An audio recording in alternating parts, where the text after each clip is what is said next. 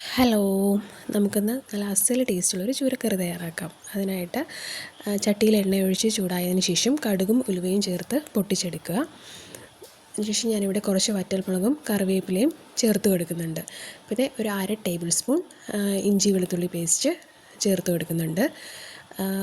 പിന്നെ മസാലകളാണ് ചേർക്കുന്നത്. മസാലകൾ ചേർക്കുന്നതിന് മുന്നേ ആയിട്ട് നമ്മൾ ഒന്നീ ഫ്ലെയിം നന്നായിട്ട് കുറയ്ക്കുക, അല്ലെങ്കിൽ സ്റ്റൗ ഓഫ് ചെയ്യുക, അല്ലെങ്കിൽ മസാല കരിഞ്ഞു പോകാനുള്ള സാധ്യതയുണ്ട്.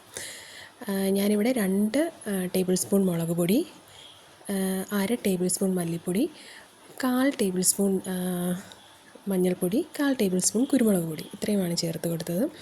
പിന്നെ ഞാൻ പുളിവെള്ളം, അതായത് വാളൻപുളിയാണ് ഞാൻ എടുത്തിരിക്കുന്നത്. അത് നന്നായിട്ട് വെള്ളത്തിലിട്ട് കുതിർത്തതിന് ശേഷം പിഴിഞ്ഞെടുത്ത വെള്ളം ആഡ് ചെയ്ത് കൊടുക്കുക.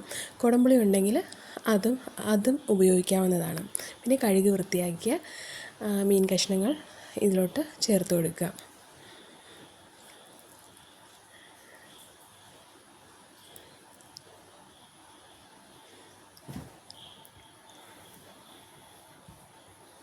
ചേർത്ത് കൊടുത്ത് നന്നായിട്ട് യോജിപ്പിക്കുക.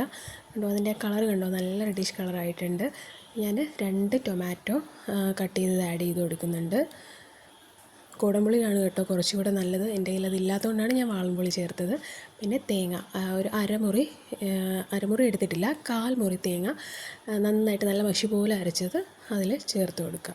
എന്നിട്ട് നന്നായിട്ട് മീൻകറി തിളപ്പിച്ചെടുക്കുക. നന്നായിട്ട് തിളയ്ക്കണം. തിളച്ച് അതിൻ്റെ എണ്ണ തെളിഞ്ഞ് വരുന്നത് വരെ തിളപ്പിച്ച് കുറുക്കിയെടുക്കുക. നല്ല സ്വാദുള്ള ചുരക്കറി തയ്യാറായിരിക്കുന്നു. വളരെ എളുപ്പമാണ്. എല്ലാവരും ഒന്ന് ട്രൈ ചെയ്ത് നോക്കിയിട്ട് അഭിപ്രായങ്ങൾ രേഖപ്പെടുത്തണേ. ചാനലൊന്ന് സബ്സ്ക്രൈബ് ചെയ്ത് സപ്പോർട്ട് ചെയ്യുകയും വേണം. Thank you. ബൈ.